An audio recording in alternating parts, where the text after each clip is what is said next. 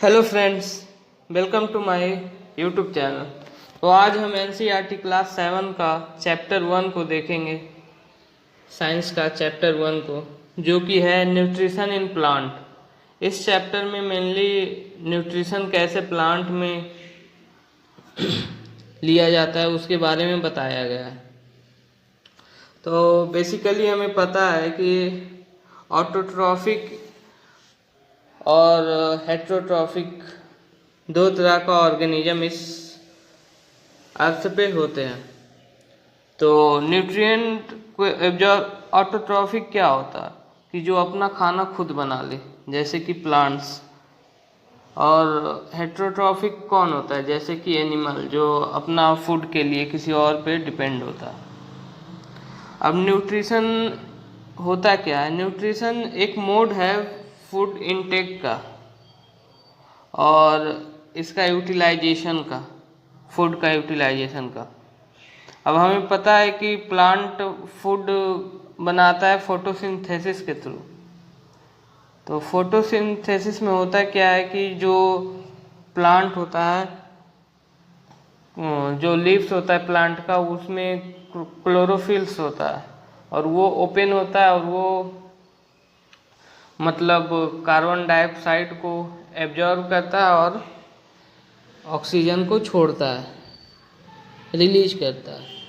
अब सेल होता है, तो सेल एक बेसिक फंक्शनल यूनिट होता है और सेल को जो इनक्लोजमेंट किया जाता है उसे सेल मेम्ब्रेन बोला जाता है। और न्यूक्लियस क्या होता है? सेंट्रल का जो सेल का जो सेंट्रल पार्ट होता है उसे न्यूक्लियस बोला जाता है। और साइटोप्लाज्म क्या होता है? तो जो सेल होता है वो एक जेली लाइक सब्सटेंस के थ्रू सराउंडेड होता है, उसे साइटोप्लाज्म बोला जाता है। अब क्लोरोफिल क्या होता है? क्लोरोफिल एक ग्रीन पिगमेंट होता है प्लांट में। तो अगर हम बेसिकली देखा जाए तो प्लांट सनलाइट के थ्रू ही फोटोसिंथेसिस किया करता, तो इसीलिए सन को अल्टीमेट सोर्स ऑफ एनर्जी बोला गया फॉर ऑल लिविंग ऑर्गेनिज्म। और ये जो फोटोसिंथेसिस है सिर्फ लीव्स में नहीं होता, और भी अदर पार्ट ऑफ प्लांट में होता है, जैसे कि स्टेम्स हो गया, ब्रांचेज हो गया। डेजर्ट का प्लांट में जो होता है स्पाइन लाइक लीव्स हो गया, ताकि उसके थ्रू ट्रांसपिरेशन, जो वाटर लॉस होता है प्लांट से, उसे कम किया जाए। अब हम देखते हैं कि synthesis of plant food other than carbohydrate. तो ये तो मतलब जो फोटोसिंथेसिस हुआ उसमें तो कार्बोहाइड्रेट बनता है। अगर हमें प्लांट को प्रोटीन लेना होगा तो प्रोटीन लेने का एक मतलब तरीका है राइजोबियम बैक्टीरिया, जो कि मतलब सॉइल में होता है। वो फ्रीली अवेलेबल जो नाइट्रोजन होता है उसे यूजेबल फॉर्म में कन्वर्ट करता है। अब हेट्रोट्रॉफिक मोड में क्या होता है, जैसे कि अमरबेल हो गया, कस्कटा, उसमें क्या होता है कि वो अपना, उसके पास क्लोरोफिल नहीं होता, वो किसी और प्लांट से लेता है क्लोरोफिल, मतलब वो अपना फूड इनटेक, इसीलिए उसे पैरासाइट बोला जाता है। अब कुछ प्लांट जो होते हैं वो इंसेक्टिवोरस प्लांट होते हैं, क्योंकि वो इंसेक्ट ईटिंग प्लांट होते हैं। अब सैप्रोट्रॉफ्स क्या होता है? तो सैप्रोट्रॉफ्स जनरली एक ऐसा ऑर्गेनिज्म होता है, जैसे कि फंजाई, वो एब्जॉर्ब करता है अपना न्यूट्रिएंट ब्रेड से, और इस प्रोसेस में वो डेड और डिकेइंग मैटर पे फीड करता है, उसे सैप्रोट्रॉफिक न्यूट्रिशन बोला जाता है। और जो ऑर्गेनिज्म इस प्रोसेस के थ्रू अपना फूड एब्जॉर्ब करता है उसे सैप्रोट्रॉफ बोला जाता है। अब हम देखते हैं how nutrition are replenished in the soil. तो न्यूट्रिशन जनरली कैसे रिप्लेनिश्ड होता है? तो एक तो हो गया जो नेचुरल प्रोसेस होता है, दूसरा हो गया एक फर्टिलाइजर और मैन्यूअर्स ऐड किया जाता है ताकि न्यूट्रिएंट जैसे कि नाइट्रोजन हो गया ये सब रिप्लेनिश हो इस तरह के। राइजोबियम बैक्टीरिया जो कि मतलब फिक्सेशन करता है नाइट्रोजन का। अब हम एक देखते हैं कि सिम्बायोसिस रिलेशनशिप क्या होता है, मतलब ऐसा रिलेशनशिप जिसमें दोनों को फायदा हो। जैसे कि फंजाई रहता है प्लांट के अंदर रूट में, तो प्लांट क्या करता है, उसे न्यूट्रिएंट प्रोवाइड करता है। फंजाई क्या प्रोवाइड करता है, वाटर देता है, सर्टेन न्यूट्रिएंट प्रोवाइड करता है। उसी तरह एक और एग्जांपल है लाइकेंस का। तो अब हम देखते हैं सेकेंड चैप्टर को, जो कि है न्यूट्रिशन इन एनिमल। तो एनिमल का न्यूट्रिशन मतलब क्या होता है कि न्यूट्रिएंट का रिक्वायरमेंट क्या है, मोड ऑफ इनटेक कैसा है, और यूटिलाइजेशन इन द बॉडी कैसे हो रहा है। तो अब हम देखते हैं digestion, different way of taking food. तो जैसे मधुमक्खी हो गया या फिर हमिंग बर्ड हो गया, वो क्या करता है, प्लांट से नेक्टर को सक करता है। जैसे इन जो नवजात बच्चा होता है या फिर अदर एनिमल का जो बच्चा होता है वो अपनी माँ का दूध पीता है। उसी तरह से फिर अब हम देखते हैं डाइजेशन इन ह्यूमन होता है कैसे। तो हमारा डाइजेशन माउथ से स्टार्ट होता है और एनस तक जाता है, और एक फूड जो पास होता है कैनाल के थ्रू उसे हम लोग बोलते हैं एलिमेंट्री कैनाल। तो एलिमेंट्री कैनाल का बहुत सारा पार्ट है, जैसे कि बुक्कल कैविटी हो गया, फूड वाइप या ओसोफेगस जिसे बोला जाता है, फिर स्टमक हो गया, स्मॉल इंटेस्टाइन हो गया, लार्ज इंटेस्टाइन हो गया, फिर एनस हो गया। इस पूरा जो सिस्टम है उसे एलिमेंट्री कैनाल बोला जाता है। अब जो स्टमक का इनर वॉल होता है और स्मॉल इंटेस्टाइन होता है वो बहुत सारा ग्लैंड से एसोसिएटेड होता है, सर जैसे कि सेलेबरी ग्लैंड हो गया, लीवर हो गया, पैनक्रियाज हो गया। इन सब को डाइजेस्टिव सिस्टम बोला जाता है। अब जब हम खाना खाते तो फूड का डाइजेशन स्टार्ट हो जाता है हमारे माउथ से, और जो हम फूड इनटेक करते हैं उसको इंजेशन बोला जाता है। अब जो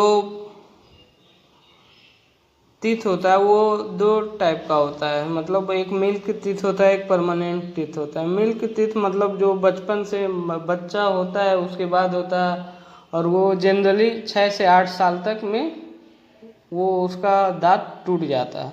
लेकिन परमानेंट टीथ जनरली वो मतलब लाइफ टाइम रहता है। अब हमारे मुंह में है एक सेलेवरी ग्लैंड जो कि सलाइवा सिक्रेट करता है, जो कि ब्रेक डाउन करने में हेल्प करता है, स्टार्च को शुगर में कन्वर्ट करता है। सॉरी। अब टूथ डिके के बारे में बताया गया है कि हमें मतलब जो भी हम खाना खाने के बाद अगर हम मॉर्निंग में या फिर रात में सोने से पहले अगर हम अपना दांत को साफ़ नहीं करते हैं तो जो भी फूड स्टफ हमारे गम्स में या दांत में चिपक जाता है वो धीरे धीरे एसिडिक हो जाता है और वो डिके का कारण बनता है। और स्पेशली जितना भी शुगर कंटेंट वाला चीज़ होता है, जैसे कि मिठाई हो गया, चॉकलेट हो गया, ये सब चीज़ से टूथ डिके का चांसेस ज़्यादा हो जाता है। अब फूड पाइप या ओसोफेगस के बारे में हम जानते हैं।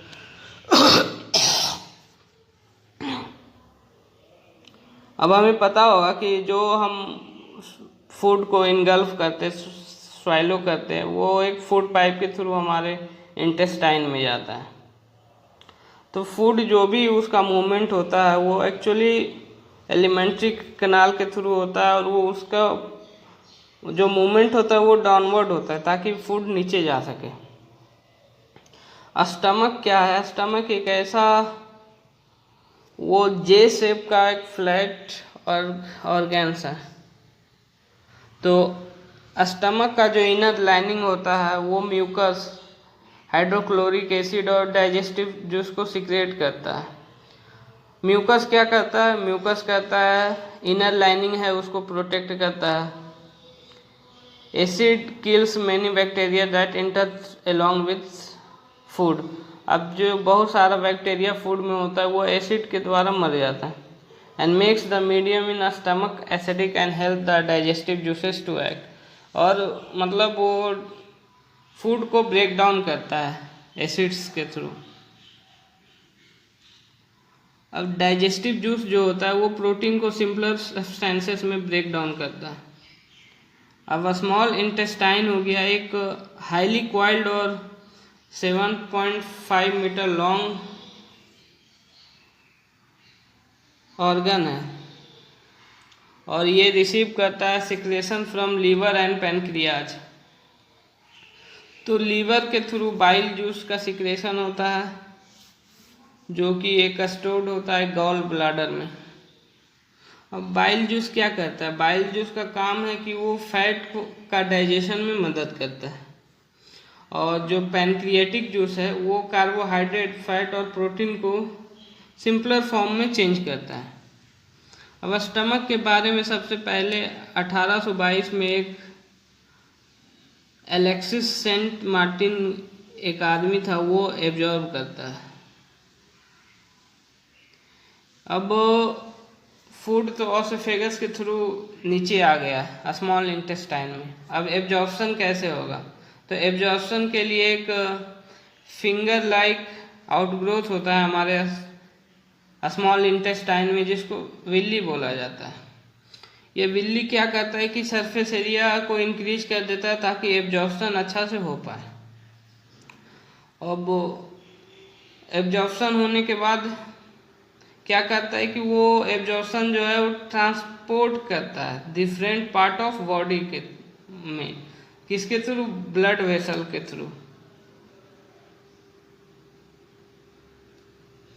तो जैसे सेल हो गया, सेल में ग्लूकोज ब्रेक डाउन होने के बाद बहुत ऑक्सीजन होता है और कार्बन डाइऑक्साइड, तो एनर्जी रिलीज होता है। तो फूड क्या करता है? जो रिमेन अनडाइजेस्टेड फूड होता है उसे लार्ज इंटेस्टाइन में भेज देता है। लार्ज इंटेस्टाइन में क्या होता है कि जो अनडाइजेस्टेड पार्ट होता है उसे मतलब एनस के थ्रू बाहर कर दिया जाता है जिसे इंजेक्शन बोला जाता है। अब हम देखते हैं कि जो ग्रास ईटिंग एनिमल हो गया उसमें डाइजेशन कैसे होता है। तो वो क्या करता है? जो भी ग्रास ईटिंग एनिमल होता है वो सैलो करता है ग्रास को और एक स्टमक का एक पार्ट ल्यूमेन में एब्जॉर्ब कर मतलब स्टोर करता है। ल्यूमन में जाने के बाद वो पार्टली डाइजेस्टेड होता है, उसे कट बोला जाता है। और फिर वो एनिमल वापस अपने मुंह में लाता है उस अनडाइजेस्टेड पार्ट को, पार्शियली डाइजेस्टेड पार्ट को। इस प्रोसेस को ल्यूमिनेशन बोला जाता है और जो इस तरह का एनिमल होता है उसे ल्यूमिनेंट बोला जाता है। अब ग्रास जो है सेलुलोज होता है, एक तरह का कार्बोहाइड्रेट होता है उसमें, जो कि हर एनिमल में नहीं मतलब ह्यूमन में नहीं होता है। अब जैसे कुछ एनिमल हो गया, जैसे हॉर्स हो गया, रैबिट हो गया, उसके अंदर में एक सैक लाइक स्ट्रक्चर होता है जैसे जिसको बोला जाता है कैल्शियम, और ये मेन जनरली ऑसोफेगस और स्मॉल इंटेस्टाइन के बीच में होता है। अब ऐसे एनिमल में क्या होता है कि डाइजेशन यहीं हो जाता है, मतलब कैल्शियम में ही हो जाता है। अब हम देखते हैं अमीबिया में कैसे डाइजेशन होता है। अमीबिया मतलब एक माइक्रोस्कोपिक सिंगल सेल ऑर्गेनिज्म होता है जो जनरली पॉन्ड वाटर में पाया जाता है। तो वो क्या करता है कि फॉल्स फिट मूवमेंट क्रिएट करता है और फूड को कैप्चर करता है, जिसको स्यूडोपोडिया भी बोला जाता है। अब जो अमीबिया हो गया उसके अंदर में फूड वैक्यूल होता है ताकि वो फूड को ट्रैप कर सके और न्यूट्रिएंट को एब्जॉर्ब कर सके। थैंक्स। For watching. जय हिंद, जय भारत।